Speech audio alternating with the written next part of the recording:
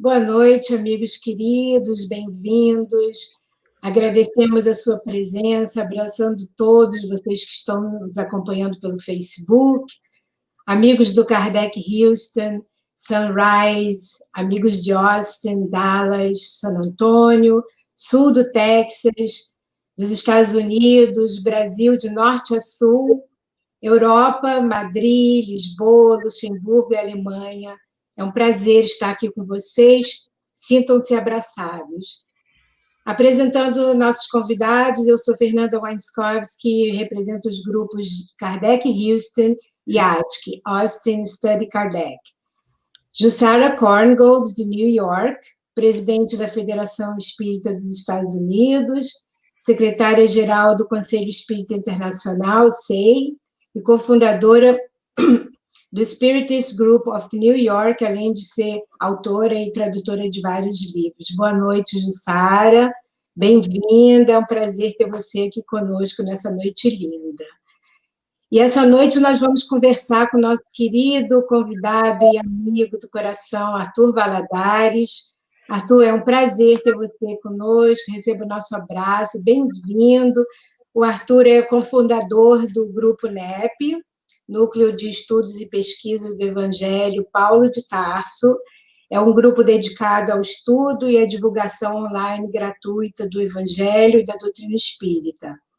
É vinculado à Associação Espírita Obreiros do Bem, expositor espírita, palestrante e orador, se dedica muito ativamente e seriamente à divulgação do Evangelho, do Espiritismo, com estudos, palestras, mensagens diárias, todas profundas e muito ricas de conhecimento, oferecendo uma excelente fonte de estudo. Muito obrigada por você estar aqui conosco hoje, acomodando a sua agenda nesse horário, que aí no Brasil já são 9h30, para estar aqui conosco. Então, bem-vindo, receba o nosso abraço caloroso aqui do Texas.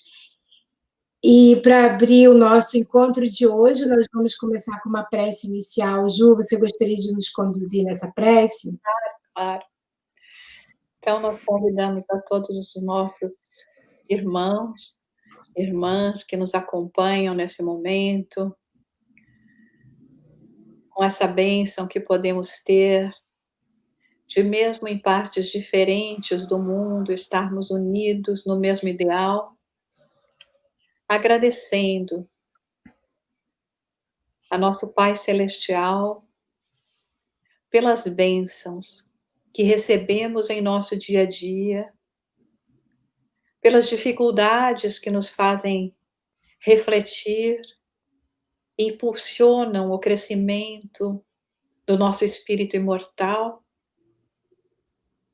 e pela oportunidade que tivemos de, nesta existência, chegarmos um pouco mais perto de nosso Mestre Jesus, buscando compreender a profundidade dos seus ensinamentos, através das mensagens dos benfeitores que o representam e o têm representado nas comunicações e aqui na matéria. Pedimos a proteção ao nosso querido amigo Arthur, para que as suas palavras hoje possam chegar em todos os nossos corações e nos auxiliar no incentivo de continuarmos essa caminhada para chegarmos cada vez mais perto de nosso Pai Celestial. Que nós nos sintamos abraçados pela espiritualidade maior e que possamos assim dar prosseguimento à nossa tarefa da noite.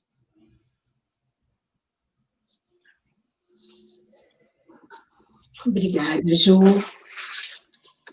Então, o Arthur vai conversar com a gente sobre Emmanuel, vai comentar a obra e a vida de Emmanuel, a importância dele na doutrina espírita, inclusive o livro Pensamento e Vida. Então, agora nós vamos unir os nossos corações buscando o nosso sentimento mais profundo, mandando para ele as melhores vibrações de amor para ouvi-lo. Bem-vindo.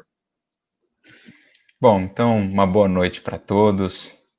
Que a paz de Jesus, nosso Divino Mestre, amigo de todos os momentos, envolva, embale o nosso coração. Eu gostaria de, primeiramente, agradecer pelo convite, né? Agradecer pela presença amiga dessas duas amigas tão queridas, a Fernanda e a Jussara, companheiras dedicadas na tarefa, na seara espírita lá nos Estados Unidos. Então a gente fica muito feliz em podermos juntos, né, entrelaçar esses laços, nos darmos as mãos, estimularmos uns aos outros, apesar da distância, nas tarefas que nos cabem nas diversas frentes da seara do Cristo. A gente se lembra, né, nesses momentos, diante dessas possibilidades que hoje temos, através da internet, através da tecnologia, a gente se lembra daqueles primeiros cristãos, o esforço que faziam para estarem juntos uns com os outros, as dificuldades das viagens que faziam, né, com todos os sacrifícios, para irem estimulando uns aos outros nas pequenas comunidades que iam se formando, as cartas que surgem depois, as cartas de Paulo, depois Pedro, os evangelhos que começam a circular, que são copiados e são levados adiante por homens e mulheres que muitas vezes passaram pelos séculos, né, afora como figuras anônimas do cristianismo, mas que tiveram uma importância tão capital. É como Emmanuel mesmo nos fala lá no seu livro, seu primeiro grande livro, aí, né, contando a sua trajetória há 2000 anos, quando ele nos fala ali daquele início do cristianismo após a partida do Mestre, dos tantos e tantos tarefeiros anônimos, apóstolos anônimos, que fizeram essa base sólida da mensagem cristã, que nos permite aqui hoje estarmos, né, com essas possibilidades que temos para podermos ampliar ainda mais esse trabalho de levar adiante a mensagem da Boa Nova. Então é para nós uma alegria podermos estar partilhando desse momento, rogando a Jesus que nos abençoe, que nos inspire, para que possamos sair dessa nossa conversa, desse nosso momento de reflexão, mais inspirados, mais dispostos e fortalecidos para a tarefa. E a Fernanda pediu que conversássemos um pouquinho, antes de adentrarmos, né, na proposta dessa noite, que é fazermos aí um panorama geral sobre a obra Pensamento e Vida, conversássemos um pouquinho sobre aquele que é o seu autor, sobre aquele que nos trouxe essa obra, sobre esse coração a quem tanto devemos. Um coração que por séculos tem dado tudo de si pelo Cristo. Esse é Emmanuel, o senador, né, que diante daquele amor grandioso que ele veio a conhecer através de um outro grande amor, que é Lívia, não há como falarmos de Emmanuel sem falarmos de Lívia, que foi de fato a sua ponte para o Cristo. Esse coração que, uma vez tendo se convertido, né, se entregado de fato a Jesus, aplicou toda aquela sua energia, toda aquela sua força, aquela sua capacidade realizadora que tinha antes como senador, homem culto, homem enérgico. Ele que soube, então, redirecionar, e nós já vemos essa mudança ali, né, do livro há 2000 anos para o livro 50 anos depois, que, inclusive, estou relendo nesses dias, nesse período, e, naturalmente, a gente se emociona, a gente se fortalece com exemplos como estes. A gente já vê aquela mudança do senador que vai ali tendo seu orgulho trabalhado há 2000 anos, e que mais, né? Isso é bonito. Emmanuel que teve essa coragem de mostrar-nos aí a sua trajetória, de abrir os escaninhos do seu coração, mostrando-nos os seus tropeços, os seus equívocos, a fim de servir para nós também de estímulo, de inspiração, convidando-nos a nos erguermos como ele o fez, dos seus caminhos obscuros e dos seus tropeços, para se converter no tarefeiro do Cristo. Nesse sentido, Emmanuel se parece muito com Paulo, né, que também sempre fez questão de mostrar esse seu passado de tropeços, de equívocos, de perseguição ali, mas justamente para exaltar com isso a grandeza do amor que nos ama, né, a magnificência desse bom pastor que nos conduz e que busca cada ovelha perdida, não importa onde ela tenha adentrado, a que caminhos ela tenha se lançado, esse bom pastor que vai em busca de cada uma dessas ovelhas, a fim de reconduzi-las ao aprisco do Senhor da vida.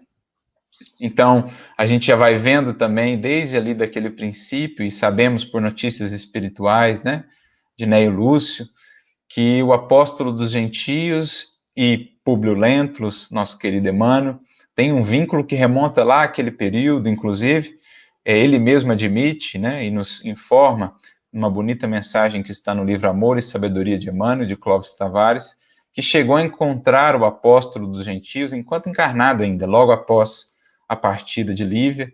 Ele tem o primeiro contato seu mais direto, talvez, não sabemos no pretérito, né? Mas ele tem ali um primeiro contato importante com o apóstolo dos gentios, contato esse que, embora muito breve, o marcou profundamente. E como nos revela Neio Lúcio, ele foi então, depois da sua desencarnação em Pompeia, acolhido pelo apóstolo dos gentios, que vem o tutelando, digamos assim, o orientando nos caminhos das reencarnações, nos caminhos da vida, né, e da jornada espiritual, até esse tempo. Por isso a gente percebe nos seus escritos de hoje tamanho carinho por Paulo, tantas referências a Paulo. Então nós estamos falando de um coração aí que realmente se doou, né, e tem se doado, tem se entregado ao Cristo e ao Evangelho, e com isso tem enriquecido a tantas e tantas vidas.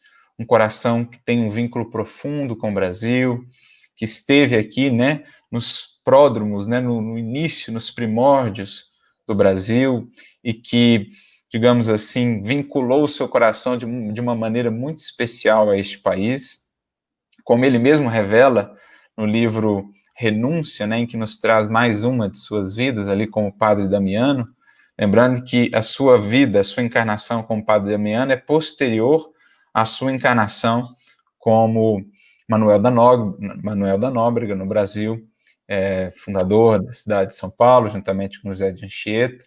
E lá, como Padre Damiano, ele revela, né, há um momento na obra em que ele expressa esse carinho pelo Brasil, ao vínculo que ele não sabia explicar, né, enquanto encarnado, por essa terra, por essa nação, e com o projeto do Evangelho aqui para o Brasil, um projeto de fato, né, fazer do Brasil esse celeiro de recursos espirituais, aí também com o Consolador prometido, e também um pouso de acolhimento aos espíritos que já estão minimamente voltados, dispostos à regeneração, aos espíritos que muito tropeçaram e que aqui aportam como aqueles acolhidos, né, mais proximamente ali do coração de Jesus, porque mais necessitados, porque mais sofridos muitas vezes, para que possam encontrar nas lutas e nos desafios que aqui nos são propostos o material divino da nossa redenção. Então ele abraça essa proposta juntamente com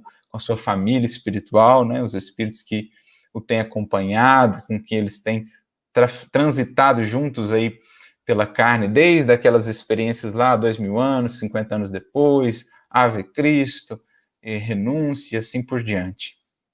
Então, assim, é difícil realmente resumir uma vida em alguns minutos, até mesmo, né, em um dia que passássemos a conversar. O que nós podemos expressar é a nossa gratidão por esse Espírito e por tudo que nos tem legado. As suas obras, né, a vida que a gente percebe nas suas obras, a emoção das suas palavras, a profundidade das suas palavras, a sua capacidade de síntese, tudo isso é resultado aí de séculos e séculos de autodisciplina, de trabalho interior para ser nas mãos do Senhor da vida, do Senhor da vinha, que é Jesus, um instrumento melhor para levar a mensagem da Boa Nova aos corações. E essa obra que hoje nós vamos aqui trabalhar, Pensamento e Vida, é uma das pérolas preciosas que Emmanuel nos deixou. É difícil até a gente estabelecer, assim, as nossas obras preferidas, teríamos aí os romances, teríamos as obras mais filosóficas, né, históricas, como A Caminho da Luz, o próprio Emmanuel, sua primeira obra. Nós teríamos a coletânea de estudos do Novo Testamento, nós teríamos as obras de comentário da codificação, Religião dos Espíritos, Justiça Divina. É difícil realmente a gente selecionar aí um quadro de obras desse grande espírito que mais nos toca, que mais nos marca. Mas se tem uma dessas obras, a par dos romances, que tem o seu lugarzinho bem especial guardado, especialmente Paulo Estevam, pelo menos para mim, a obra magna, não só de Emmanuel, mas em termos de conteúdo assim evangélico, de conteúdo do evangelho puro, eu acho que a obra magna que nós temos no movimento espírita, a par dessas obras, em termos de reflexões doutrinárias e tudo mais, a obra Pensamento e Vida, ela tem um lugar especial. Porque é uma obra que, num primeiro olhar, ela nos engana. Você pega assim, né, pelo menos nessas últimas edições, você pega ela parece uma obra fininha. Você olha por fora assim, né, sem conhecer, você nem dá muito para ela. Deve ser uma obra de algumas mensagenzinhas e tal. Mas quando você, já no prefácio, você começa a adentrar na obra, você logo sente o tom e a dimensão do que vai ser tratado ali, né? E o próprio título, em síntese, já traz essa abrangência. E isso é algo importante, é algo que a gente destaca também, Emmanuel. Essa sua imensa capacidade de síntese, essa sua capacidade, essa sua habilidade de sempre conectar os pontos, né? Como a gente diria em Minas Gerais, não dá ponto sem nó. Ele põe um título que já é uma chave de entendimento para a obra, e o prefácio, então, é o programa, né? É a plataforma da obra. Para entender bem a obra, entendendo bem o prefácio, a gente já está num caminho aí muito, muito bem orientado para a gente navegar pela obra, alcançando, né, o que há de mais proveitoso, o que há de mais claro, né, essas jornadas por cada obra que devem ser repetidas, porque sempre a gente vai encontrando outras veredas, né, que nos permitem enxergar aí outras riquezas em cada uma das suas obras. Mas a gente percebe sempre isso, né? Então o título ele é muito bem escolhido nas palavras, o prefácio ele é assim uma plataforma, ele é uma bússola, um norte muito valioso para nos conduzirmos pela obra, as ordens dos capítulos muito bem estabelecidas, ele faz realmente, é um edifício, né? Emmanuel, as obras que ele nos legou, elas são efetivamente obras tridimensionais, são edifícios, ele faz ali a base, ele coloca os pilares, ele vai no teto, tudo na ordem, na cadência, como deve ser uma edificação, né? Não tem nada, o telhado não vem antes da base, nem antes dos pilares, e a porta de entrada ali, já o título, já nos abre, então, esse templo que acaba sendo cada uma de suas obras. No que diz respeito ao estudo do Evangelho, também é assim, né, obras pelas quais temos um profundo carinho, com as quais mais nos identificamos, talvez, né, dentro da obra de Emmanuel, além dos romances, mas o Pensamento e Vida ele tem essa particularidade. Parecendo pequenino, ele é uma pérola, né, de extremo valor, pela profundidade dos assuntos que vão ser tratados, mas também pela abrangência, né, pela importância desses temas, dos estudos que ele vai trabalhar aqui, para a nossa vida prática, fora da matéria, mas também na matéria. E isso ele vai deixar claro logo no prefácio. Então, assim, a gente vai tentar fazer aqui um voo panorâmico acerca da obra, né? Que, como dizíamos, lembrando a vida dele, é também um reflexo da sua vida. Tudo que ele coloca nas suas obras é material que foi sendo arquivado, que foi sendo agregado ao seu coração, ao seu pensamento, à sua vida, no transcurso aí de séculos de renúncia, de trabalho, de disciplina a serviço do Cristo, né? Desde lá da conversão enquanto Públio Lentulus, amparado, né, por Lívia, que foi essa grande ponte, como dizíamos, depois já como Nestório, depois como Basílio, no livro Ave Cristo. Aí nós temos aí algumas outras encarnações que não estão nos romances propriamente, mas depois voltamos lá a Manuel da Nóbrega, Padre Damiano, e ao que sabemos, né, uma mensagem dele próprio, sua última encarnação, uma encarnação no Brasil, foi sacerdote católico, se eu não me engano nasceu no Pará, mas depois veio um tempo também para o Rio de Janeiro.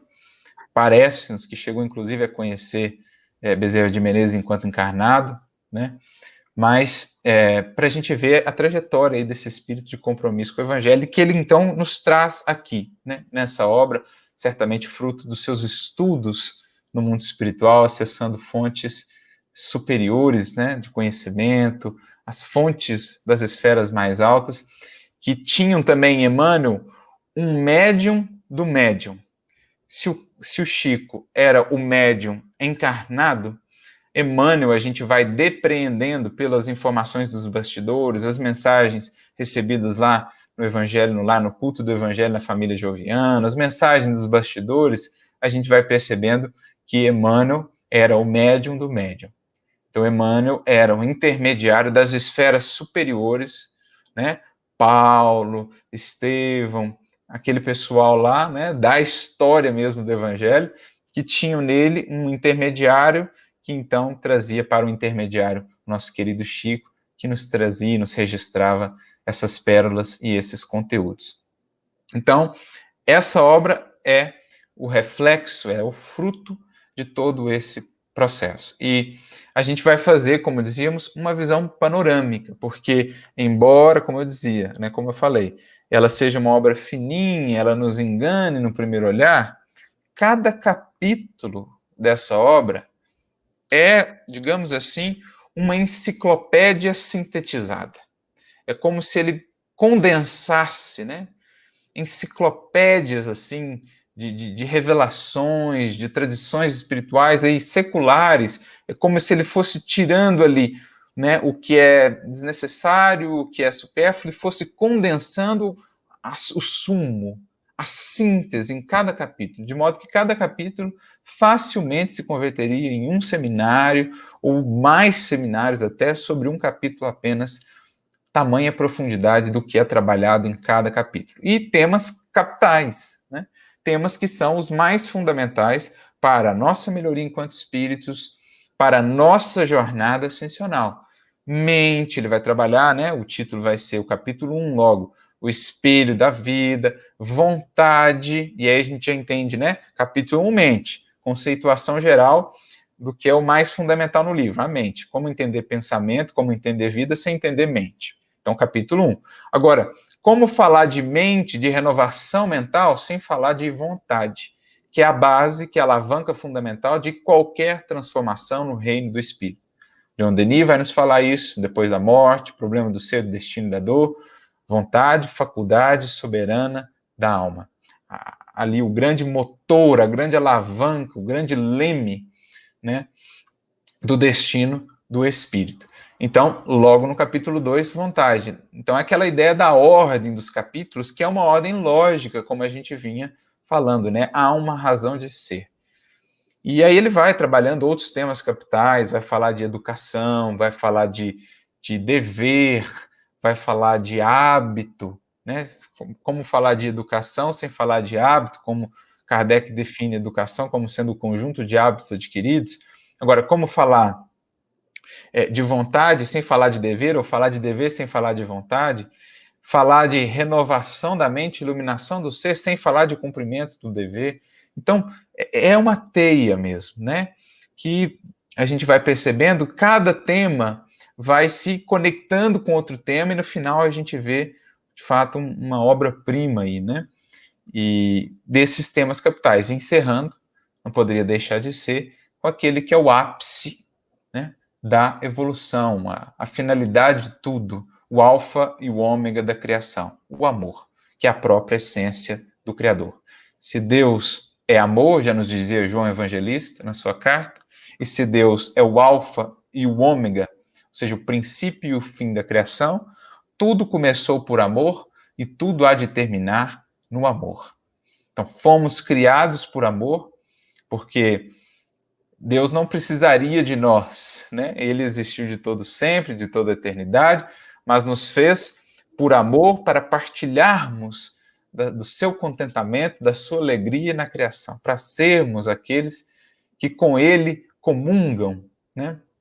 Então nos criou por amor e nos destinou ao amor, dando-nos aí a possibilidade também por amor de construirmos a nós mesmos, para termos o sabor da jornada percorrida e daquela vitória bem conseguida mesmo, no esforço, na luta e na construção de nós mesmos. Então ele conclui com amor, né? Se ele começa com mente, ele conclui com o amor, que é aonde a nossa mente vai aportar. Quando a nossa mente estiver de tal modo preenchida, imersa, mergulhada no amor, enfim, teremos alcançado essas finalidades maiores da criação. Mas, traçando esse quadro geral, então, da obra, nós vamos recorrer àquilo que sempre fazemos quando se trata de Emmanuel, para entender esse todo da obra, o seu prefácio.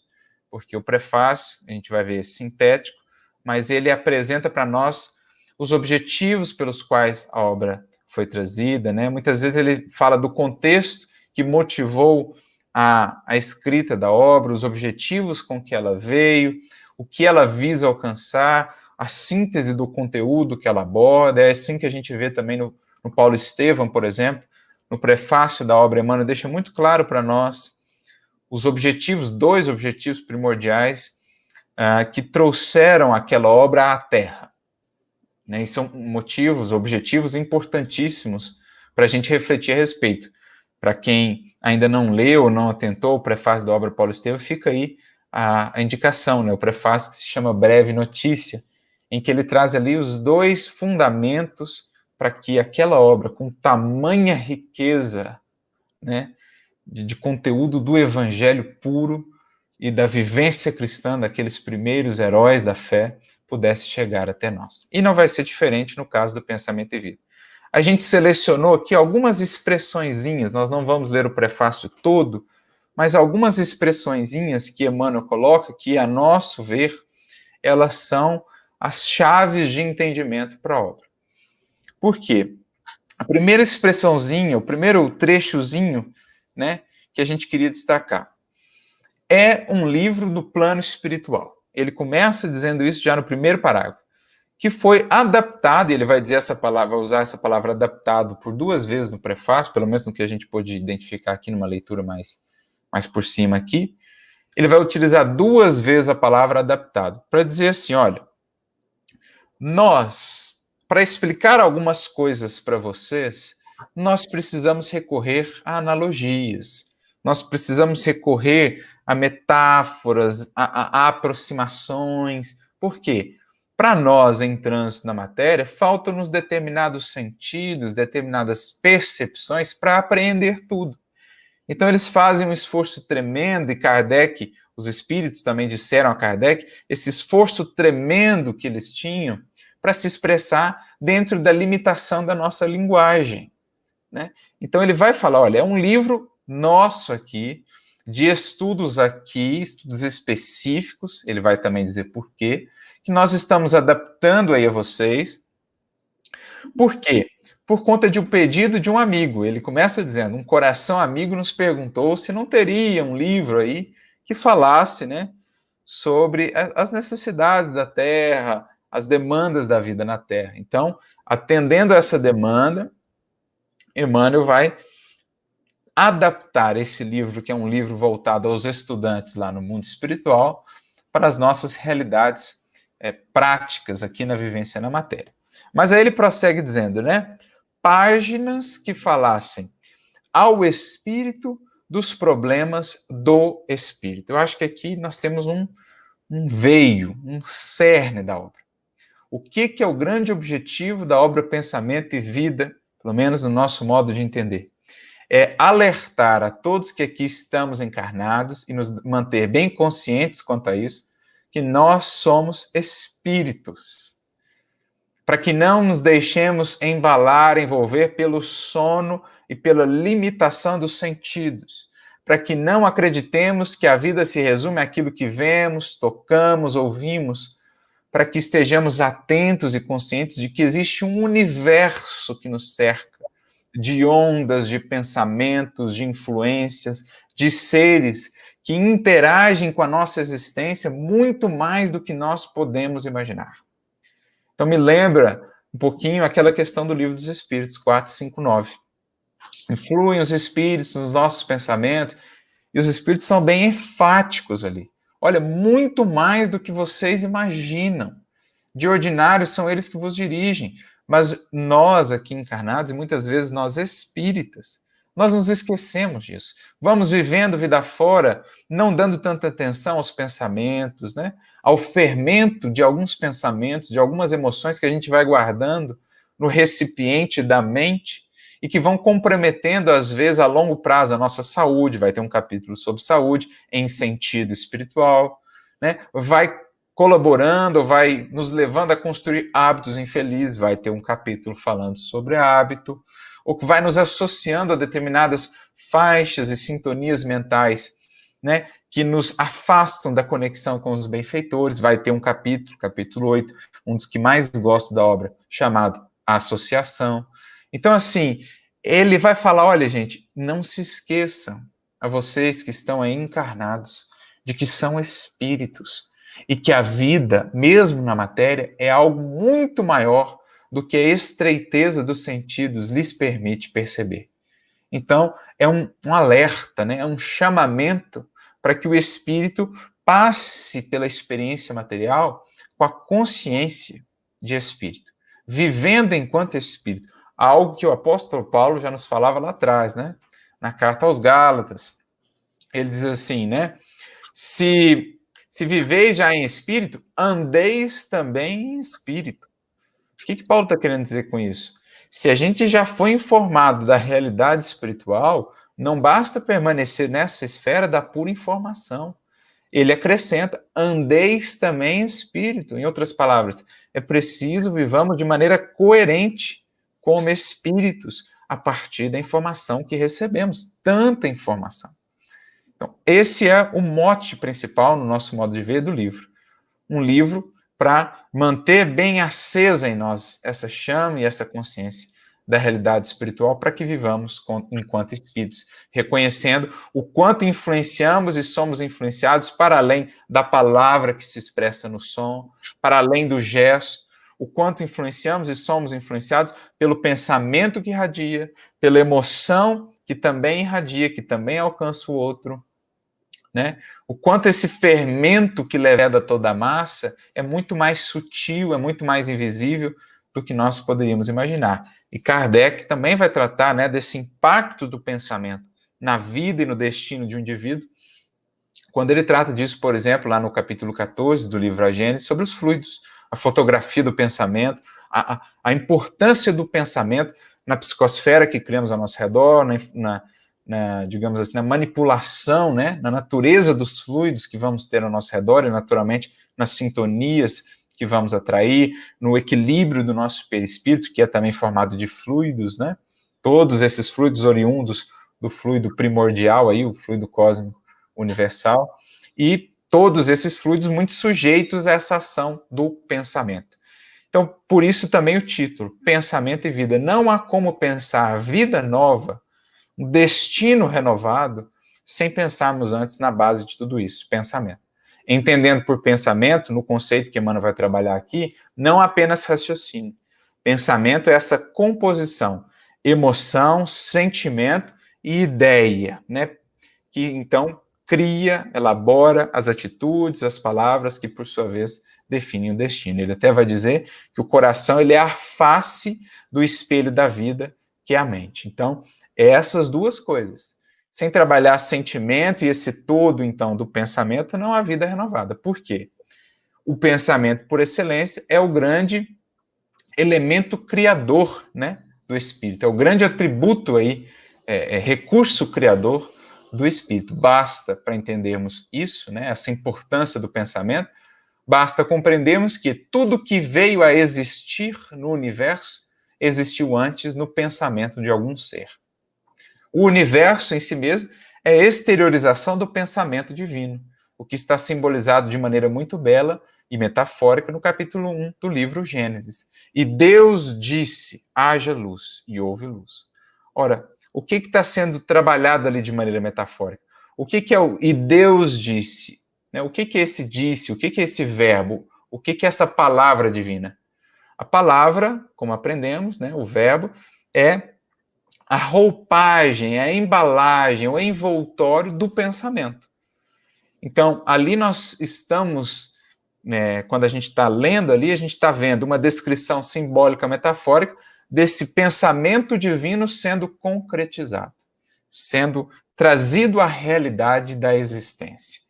E assim também, nós, enquanto co-criadores em plano menor, tudo que encontramos vida fora, um dia existiu antes no nosso pensamento, no nosso sentimento.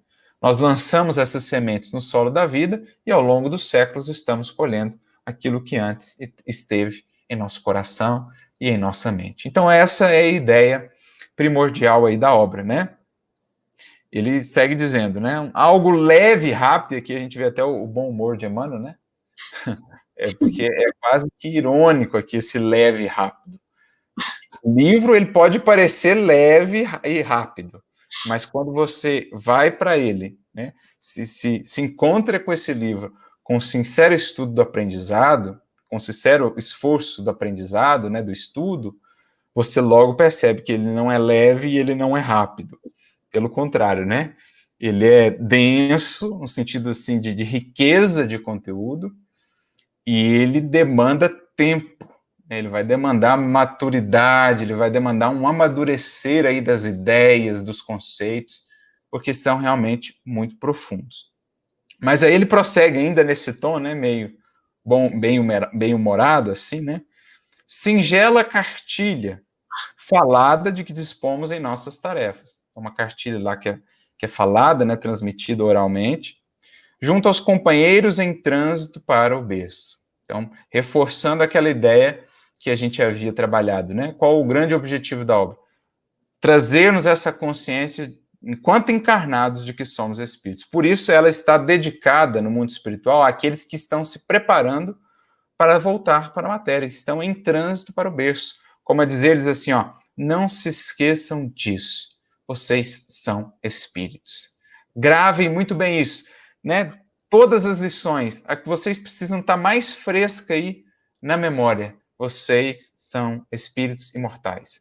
E no pensamento, no sentimento, está a base, está a fonte, está o princípio da vida e do destino. Então, olha a magnitude, né, disso. Utilizada em nossas escolas de regeneração. Então, utilizada lá nas escolas daqueles que já estão minimamente voltados para a regeneração de si mesmos, para a renovação de si mesmos. Então, quiçá, alguns de nós aqui, ou muitos de nós, lemos esse livro pela primeira vez, não aqui na matéria, né? Quiçá muitos de nós lemos esse livro lá, antes de voltar para cá, tendo assumido aí compromissos, né, na seara espírita, com o evangelho, com a doutrina espírita. Talvez muitos de nós tenhamos acessado essa cartilha simples, não apenas aqui na encarnação, mas já há algum tempo lá no mundo espiritual. E aí ele então conclui no último parágrafo, que vai dar a grande meta, né, que esse livro vai nos apontar. Se ele tem aí esse objetivo de nos mantermos conscientes da realidade espiritual e vivendo como tais, como espíritos, ele vai apontar também a grande finalidade dessa obra do Evangelho, da doutrina espírita, enfim, da criação. Ele diz, o nosso pensamento cria a vida que procuramos através do reflexo de nós mesmos. Ou seja, o que ele está dizendo, a nossa vida é um reflexo do que nós pensamos. Por isso, mais uma vez, não há como renovar caminhos sem renovar a vida que começa em mim, na minha irradiação, na minha sementeira, através do pensamento. Até que nos identifiquemos um dia, e sabe-se lá onde está esse um dia, depende, em verdade, de cada um de nós, né? No curso dos milênios, com a sabedoria infinita e com o infinito amor que constituem o pensamento e a vida de nosso Pai. Então, nós temos o nosso pensamento e estamos construindo a nossa vida. até um dia em que o nosso pensamento se identificará com o pensamento divino, que é sabedoria infinita, para que então a nossa vida se identifique também com a vida divina, que é infinito amor.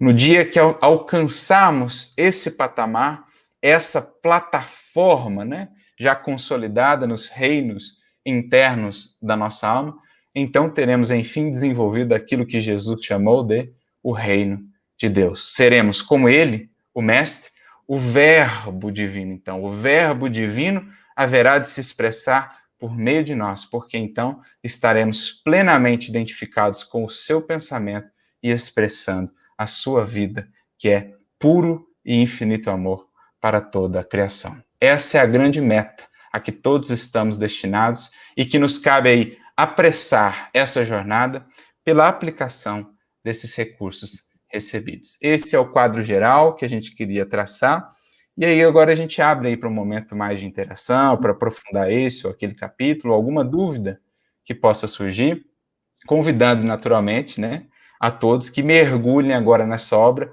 uma vez que a gente apresentou aqui apenas o frontispício desse imenso templo que Emmanuel nos abre.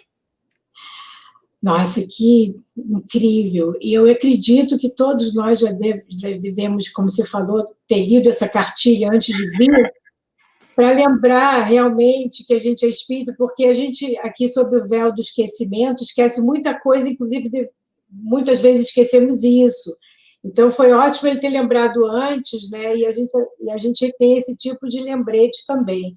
Adorei o seu comentário sobre o amor, que é o último capítulo. Realmente, ele vai além, ele não tenho palavras realmente para descrever esse capítulo, porque nós viemos do amor e o amor é o nosso destino final. Então, é importante que, nesse período aqui, a gente viva o amor, né? E ele descreve isso tudo nesse capítulo maravilhoso.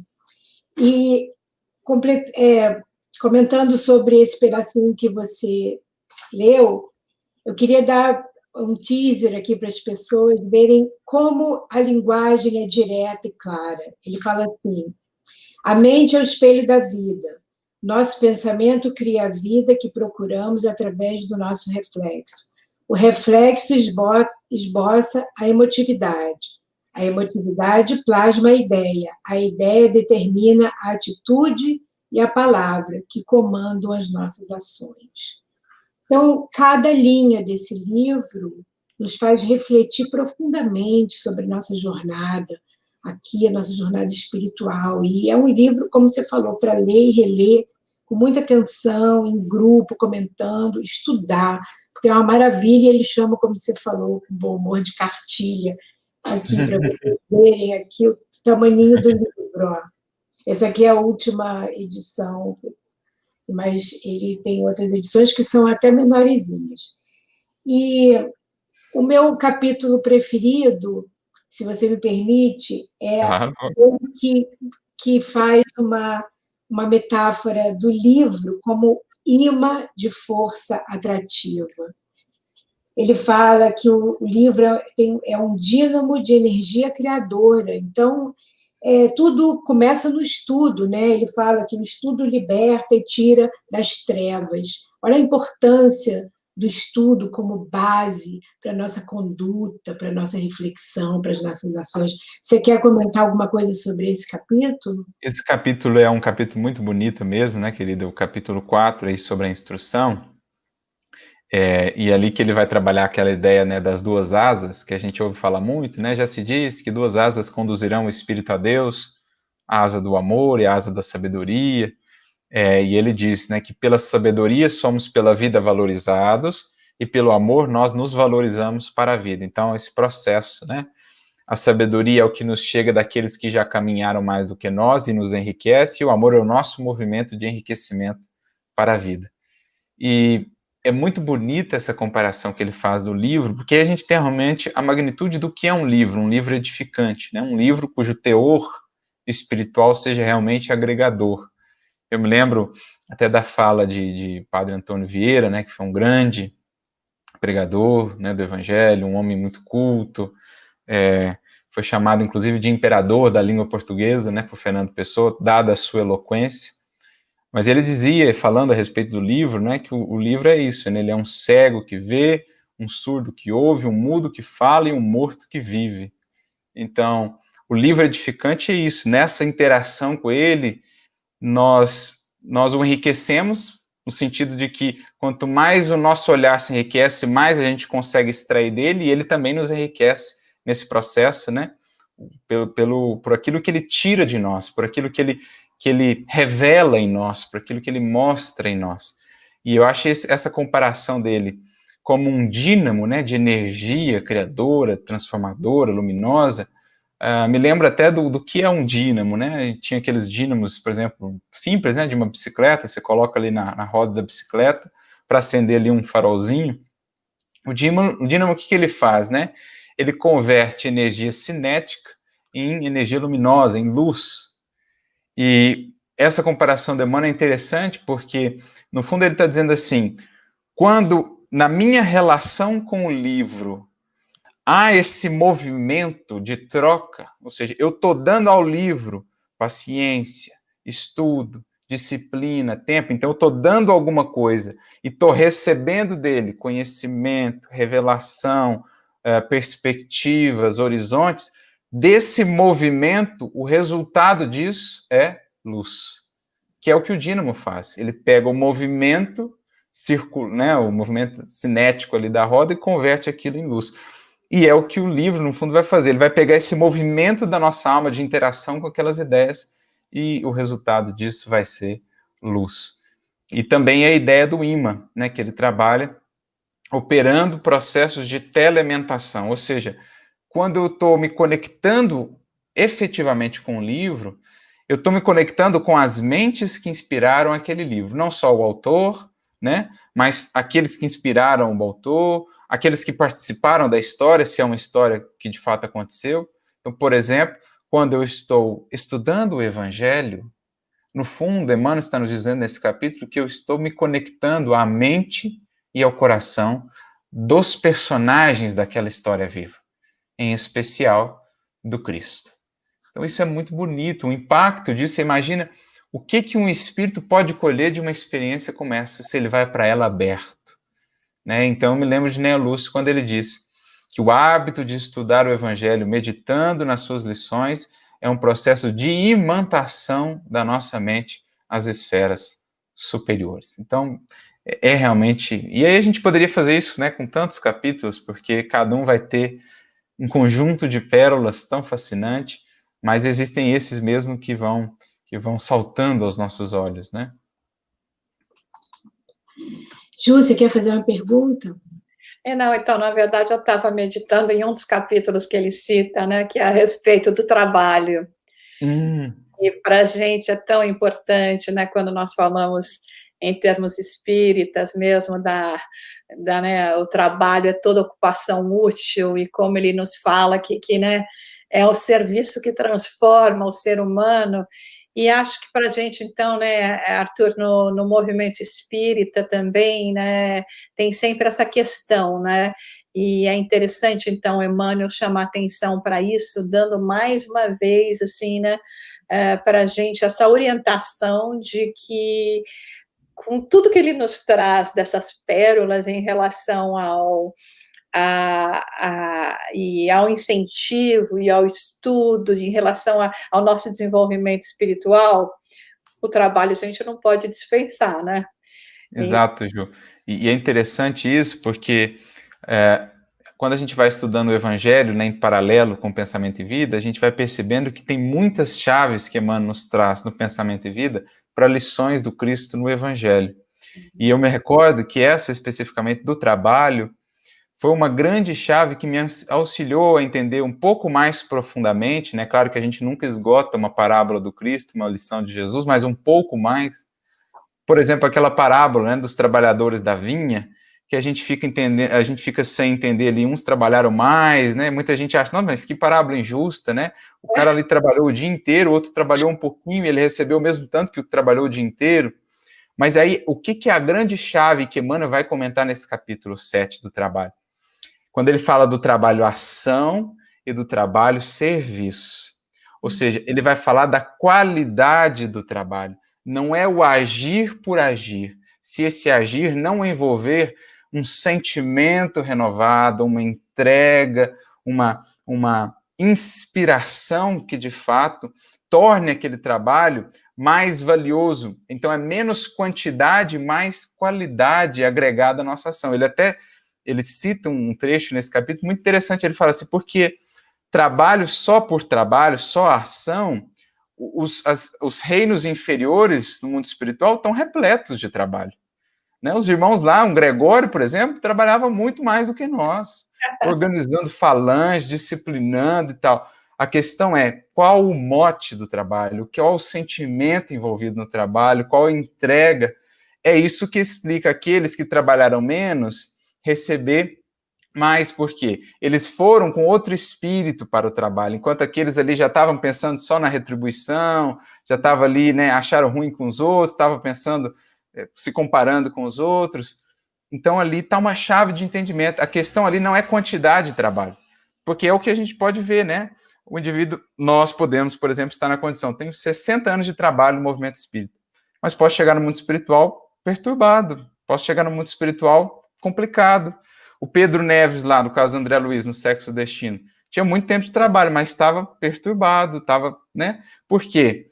Tinha uma mágoa, tinha alguma coisa que estava mantendo o trabalho ação, mas não o trabalho serviço. E o Emmanuel diz, o trabalho ação, ele transforma o meio. Agora, o trabalho serviço, ele transforma o indivíduo. E esse trabalho serviço, que é o trabalho com sentimento, que é o trabalho com amor, é a grande meta do Evangelho. E aí sim, esse trabalho é o trabalho que transforma, né? E é incrível que ele fala, né, que a lei do trabalho é o caminho da liberdade, né, da libertação. É algo fantástico, realmente. É porque se a gente pensar, né, a história da humanidade é a história do quê? Do trabalho, né? Eu encontro uma dificuldade e para superar essa dificuldade agregam-se ali muitas mentes, muitas inteligências no trabalho para desenvolver uma ferramenta, desenvolver alguma coisa, uma saída, uma solução, que é o que a gente está fazendo agora, né? Quantos corações, pesquisadores, gente se unindo no trabalho, na pesquisa, para encontrar soluções para superar os desafios. Isso vem acontecendo desde a Idade da Pedra. Eu precisava arrumar o alimento, precisava de alguma coisa para guardar o alimento, para, né, preparar o alimento. Alguém foi lá e inventou uma ferramenta, alguém foi lá e inventou uma vestimenta. E essa é a história humana, libertação das sombras da ignorância né, para esses novos reinos de aprendizado. E na hora que a gente realmente se encaminhar para o trabalho-serviço, que é como ele fala, né, o trabalho que você procura para fazer, inclusive, que te dá alegria, que te dá prazer, é quando nós estaremos cada vez mais em contato com a nossa essência, né, Arthur? Exatamente, querido. Aí a gente vai receber a principal paga, né? Que é a alegria de servir, né? Que é a alegria de ser útil ao grande Criador da vida. Por isso Jesus fala, né?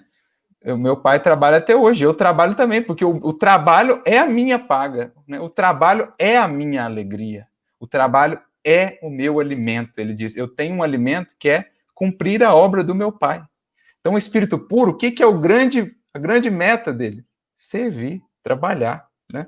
Pelo Criador. Né? Em vez de você ficar cansado, você se renova, se recarrega. Exatamente. Quando você falou, o contra-cheque é para a eternidade. Não tem mais essa retribuição limitada, porque aí já é comunhão com o Pai, né? A gente não pensa em retribuição, porque exatamente. A renovação já é o que a nossa retribuição. E tem também o capítulo 15, nessa época de pandemia, né, que é o saúde, que ele fala que as nossas enfermidades são causadas pelas nossas imprevidências, né, e tem origem nas nossas emoções, nos nossos sentimentos desalinhados com o amor. Eu achei incrível. Então, aí a gente fica pensando como que nós podemos reverter esse quadro, né? Para que, obviamente, a gente não pode mudar o passado, mas a gente pode, a partir de agora, nos realinharmos com o amor, com o Pai, para nos curarmos, e curando o nosso perispírito, a gente está curando as nossas próximas encarnações e todo mundo que vem através de nós. Você quer comentar alguma coisa sobre isso? Fernando, você tocou num verbo importante aí, né? O verbo realinhar. Porque no final desse capítulo 15, Emmanuel vai dizer assim, né? Apenas o reto sentimento pode esboçar o reto pensamento, sem os quais a alma adoece pela carência de equilíbrio interior. Então, olha, essa é a síntese do capítulo, né? É um capítulo, esse capítulo 15, que faz uma ponte direta com André Luiz, no Mundo Maior, Casa Mental. Porque o conceito de saúde que ele vai trazer aí é o conceito de como está a nossa casa mental, né? É a saúde nesse sentido mais abrangente, não simplesmente do corpo, mas a perfeita harmonia da alma. E ele trabalha esse conceito-chave, reto sentimento, sem o qual não tem reto pensamento. Ou seja, não há como trabalhar cura e saúde em sentido integral sem olhar para sentimentos. Sem trabalhar mágoas, sem trabalhar rancor, sem trabalhar agressividade, sem trabalhar orgulho, egoísmo. Por isso, Cristo é o grande médico das almas, porque volta-se, sobretudo, para o coração humano, que é a base de tudo. É como você pensar assim, um rio que está poluído, e a poluição começa na nascente do rio. Se eu quiser despoluir esse rio, eu posso gastar todos os recursos financeiros para tentar despoluir esse rio a partir de um determinado ponto distante da nascente, mas toda a água nova que chega já chega contaminada. Então eu posso gastar mundos e fundos que eu não vou conseguir despoluir o rio. O que é o sensato a se fazer? Ir à nascente que está contaminada, ou seja, ir lá ao sentimento. E quais são os grandes medicamentos, a grande terapêutica do Cristo? Né? Os antibióticos que o Cristo nos traz, né? Os medicamentos da alma. Perdão, humildade, misericórdia, indulgência e, por excelência, o amor.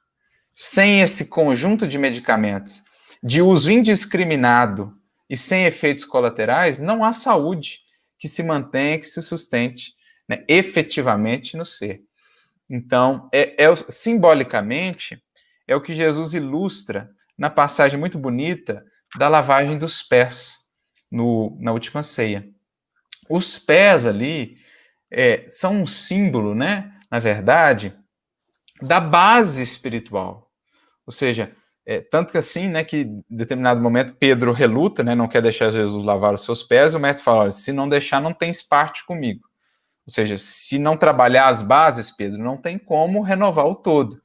E aí Pedro fala assim, não, então lava tudo, né? Lava a cabeça, lava as mãos. E Jesus fala, não, só os pés já basta. Então, obviamente que Jesus está falando de símbolo ali, né? Não está falando dos pés físicos apenas, materiais. O que é a base da vida espiritual do ser? O seu sentimento. Então, se eu não removo o pó do mundo, das ilusões do mundo, da vaidade, dos apegos, das mágoas, se eu não tiro o pé, ou o pó, né, dessa base espiritual, se eu não lavo aquilo com as águas lustrais do amor, não há como, de fato, renovar o nosso ser como um todo, nem tampouco manter o equilíbrio, o sentimento né, o nosso todo, o nosso ser integral, harmonizado e equilibrado. Então, por isso que ele fala ali nesse capítulo, né, sentimento reto gerando pensamento reto. Ou seja, não tem como também mudar pensamento se eu não quiser trabalhar sentimento. Eu posso estudar, eu posso meditar. Se eu não quiser sanar, não quiser olhar para aquelas mágoas que estão ali, né, para aquele orgulho que está ali não sendo trabalhado, o meu pensamento não vai mudar. Né? Eu vou continuar bebendo dessa mesma fonte, porque como você leu lá no capítulo 1, né, a emotividade é que plasma a ideia. Então, a ideia, ela bebe dessa fonte do coração. Se eu não trabalho isso, ela sempre vai beber de uma fonte contaminada. Excelente. Quanta fonte de inspiração, incrível, tudo se encaixa. Meu Siri respondeu aqui, pensou que eu tivesse... Está participando também conosco. Está tão... livro em inglês também, Arthur, o Pensamento e Vida. Oi? Já temos o Pensamento... Ah, sim, olha que bênção, né? Fantástico, querida. É um livro, uma pérola mesmo, né? Daqueles, assim, que possa alcançar muitos corações, né? abrindo esses horizontes do pensamento e da vida aí também nos Estados Unidos, em vários lugares. Maravilhoso.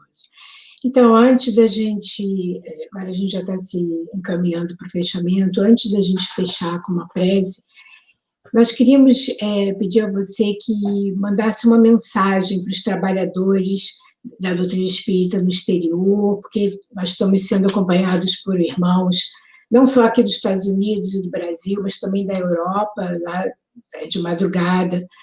E não só os trabalhadores da doutrina espírita, mas também os frequentadores, uma mensagem para nós aqui no exterior, porque no Brasil, essa maravilha que nós temos um grupo em cada bairro, em cada esquina, mas aqui realmente nós não somos muitos, somos unidos, mas queria saber se você pode nos mandar uma mensagem. Olha, primeiramente, eu queria dizer que para o Espírito não há distância. E embora cada um de nós aí esteja num recanto, num cantinho desse mundão de Deus, nós estamos juntos, pelos laços do coração, que são esses afetos misteriosos da alma, como dizia Jesus a Simão Pedro, que nos conduzem a Deus. A gente está junto pelos laços do coração, pelos laços do ideal, pelo Cristo que nos congrega, né, a todos em torno dessa sua figura luminosa. E estamos todos unidos, nos amparando uns aos outros pelas preces, pelas vibrações. E um dos objetivos que tínhamos em trazer justamente a reflexão sobre o pensamento e vida era para que nesse momento, em que muitas vezes a psicosfera do mundo, da nossa comunidade, da nossa cidade, acaba se envolvendo, né, em vibrações de desesperança, de medo, de angústia, de tristeza, para que a gente tivesse um cuidado ainda mais redobrado para com o nosso pensamento, que é o gerador da nossa vida. Porque em renovando-nos no pensamento, no sentimento, não mudamos somente a nossa vida. E é isso que a gente vai aprender também por meio dessa obra. Alcançamos, por esses laços infinitos que se desprendem de nós, por essas irradiações, alcançamos e influenciamos outras vidas, outros pensamentos, para que possam também encontrar, né, caminhos mais luminosos, faixas de vibração, de mais esperança, de mais luz, de mais confiança. Que a gente esteja, então, conscientes desse papel que nos cabe de sermos com Jesus, essas candeias que no momento de sombra se elevam ainda mais alto pelo testemunho, pelo esforço aí por consumirem a si mesmas no trabalho interior, né?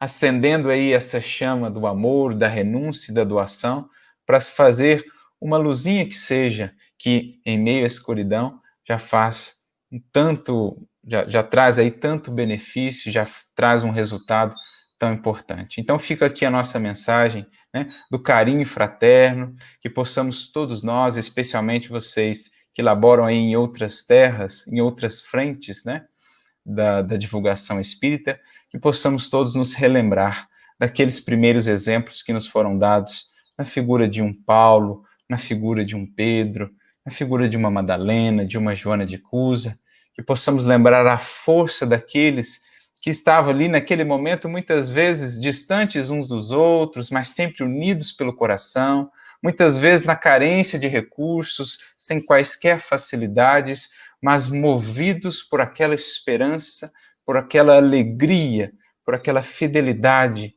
de cada coração cristão que se entregava realmente às mãos de Jesus para o trabalho da luz, para o trabalho do bem. Que sejam eles a nos inspirar e que possamos minimamente elevar o nosso exemplo, o nosso testemunho, para que sejamos dignos, né, de tudo que deles recebemos e que possamos levar adiante essa tocha que nos cabe agora, por um tempo, carregar, transmitindo-a àqueles que virão também, aos novos ceifeiros, aos novos ceareiros de Jesus. Que Ele nos abençoe e nos inspire a todos, paz, luz e esperança para todos nós.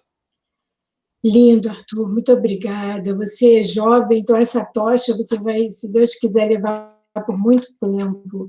A gente está unido, o seu trabalho é incrível, porque com a tecnologia nós podemos nos manter diariamente unidos. Estamos juntos. Estamos juntos. Muito obrigada por essa mensagem. Ju, você quer falar alguma coisa? Não, eu também quero agradecer, tão gostoso a gente poder estar assim, né, quer dizer, cada um de nós num lugar, falando com alegria daquilo que realmente alimenta a nossa alma, né, e diferentes gerações, inclusive, né. Obrigado, meu lindo, você sabe que a gente muito pelo seu trabalho e ora muito para que você possa realmente ter esse caminho de luz e semear todo essa espalhar todo esse conhecimento, né, que você tem, mas acima de tudo, sabe, porque é conhecimento só, né, sente que as suas palavras realmente vêm do coração e vêm de uma pessoa que se esforça para, acima de tudo, vivenciar o que tem aprendido e tem divulgado. Então, obrigada também, Fê, porque a Fê eu chamo de Fê também. Porque você também está fazendo um trabalho lindo, esse de ficar trazendo para a gente toda semana, unindo aí os grupos também do Texas e, enfim, muito, muito legal também essa oportunidade. Obrigada a todos também que acompanharam. A gente manda o quê? Beijo para o pai, beijo para a mãe, já não, eles estão lá. Obrigada. É só gratidão pela oportunidade de divulgar o trabalho do Arthur e a doutrina espírita. Então, é gratidão, porque nós estamos aqui para isso, esse é o nosso propósito, esse é o nosso objetivo, esse é o nosso destino. Então, é a alegria dessa oportunidade. E eu espero que tanto conhecimento encontre em nós solo fértil, que nós possamos identificar todas as oportunidades para colocar em prática tudo que a gente aprendeu aqui, através do seu trabalho diariamente, e que nós possamos internalizá-los mesmo, porque os 50% é o estudo, e o outro 50% é a prática. Né? Você mesmo falou numa de suas palestras que a pessoa que tem a intenção de seguir Jesus, ela encontra um monte de mensagens antagônicas, né? Convidando para o lado oposto. Isso por causa de conexões do passado e também pelas tentações dessa vida, pelas provas que a gente passa, né? Então, é muito importante que a gente realmente se entregue a essa prática, e é um esforço que nós devemos fazer a cada leitura, a cada estudo, fazer o outro 50% também. Então, a gente realmente agradece a você e nós pedimos ao Pai para que ilumine o seu caminho, para que você continue, você e a Flávia, são lindos dando palestras juntos, continue com essa mensagem. E agora a gente vai pedir para você nos guiar numa prece final para encerrar essa live. Obrigada. Vamos lá, então. Obrigada. Elevando, então, o nosso pensamento, buscando o pensamento divino de Jesus, elevando o nosso coração, que é a nossa própria vida, buscando também o coração magnânimo de Jesus, para que assim sintonizados com essas fontes superiores da vida, de onde vertem para nós incessantemente qual fonte da vida, a água do amor, do bem, da paz e da misericórdia, para que possamos nos dessedentar dessa fonte de vida.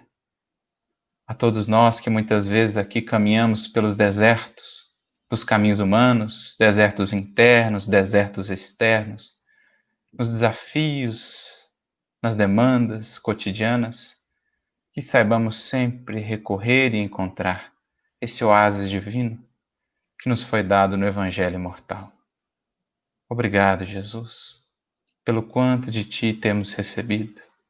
Obrigado pela bênção da amizade, da fraternidade, da alegria que isso nos proporciona, podemos vibrar juntos, tantos corações, numa mesma faixa de ideal. Que saibamos assim nos enriquecer, nos preencher de mais alegria, de mais disposição, amparados, sustentados por esses laços de amor que nos deste, na figura de cada irmão e irmã que nos acompanha na jornada, que possamos assim seguir adiante. Quais pequeninas candeias ainda, Senhor, vasos de barro, nos diria o apóstolo Paulo, mas ainda assim, algo úteis na Tua seara. Ensina-nos, Senhor, a encontrar tudo em nós que ainda dificulta o teu trabalho, a tua obra, e ajuda-nos a aperfeiçoar no bom combate de cada dia as nossas possibilidades para que sejamos, no mundo, os instrumentos por meio dos quais possa espraiar a sua mensagem de vida, a sua mensagem inesquecível, o eterno cântico da Boa Nova. Sê conosco, Jesus, enriquecendo-nos o sentimento, a fim de que o nosso pensamento se ilumine e possa irradiar por onde passa a alegria de viver, a alegria de amar, a alegria de servir. Sê conosco e que a tua paz conosco também permaneça. Que assim seja. Muito obrigada, Arthur. E vamos ficar em contato, estamos unidos pelo amor, todos nós somos uma família.